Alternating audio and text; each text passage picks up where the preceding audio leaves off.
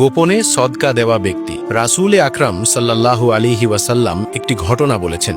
এক ব্যক্তি মনে ঠিক করলেন যে তিনি রাতে সদকা করবেন, তাই তিনি সদকা নিয়ে বের হলেন, কিন্তু অন্ধকারে ভুল করে সেই টাকা এক চোরকে দিয়ে বাড়ি ফিরে এলেন। সকালে লোকজন বলতে লাগলো, কেউ নাকি এক চোরকে সদকা দিয়েছে। এটা শুনে তিনি বললেন, হে আল্লাহ, সব প্রশংসা তোমারই, আমি আজ রাতেও সদকা করব। দ্বিতীয় রাতেও তিনি সদকা নিয়ে বের হলেন, কিন্তু না জেনে তা এক খারাপ চরিত্রের নারীর হাতে দিয়ে এলেন। সকালে আবার আলোচনা শুরু হলো, কেউ এক দুশ্চরিত্রা নারীকে সদকা দিয়েছে। তখন তিনি বললেন, হে আল্লাহ, সব প্রশংসা তোমারই, আমি আজ রাতে সত্যিকারের একজন অভাবীকে সদকা দেব। তৃতীয় রাতে তিনি আবার বের হলেন এবং এবার সেই টাকা এক ধনী ব্যক্তিকে দিয়ে এলেন। সকালে মানুষ বলতে লাগলো, কেউ এক ধনী মানুষকে সদকা দিয়েছে। এটা শুনে তিনি বললেন, হে আল্লাহ, সব প্রশংসা তোমারই, ভুল করে চোর, খারাপ নারী আর ধনী সবার কাছেই সদকা দিয়ে ফেলেছি। এরপর এক রাতে তাকে স্বপ্নে জানানো হলো, চোরকে সদকা দেওয়া হয়েছে, হয়তো সে চুরি ছেড়ে দেবে, খারাপ নারীকে দেওয়া হয়েছে, হয়তো সে গুনাহ থেকে ফিরে আসবে, আর ধনী ব্যক্তিকে দেওয়া হয়েছে যেন সে শিক্ষা নিয়ে নিজেও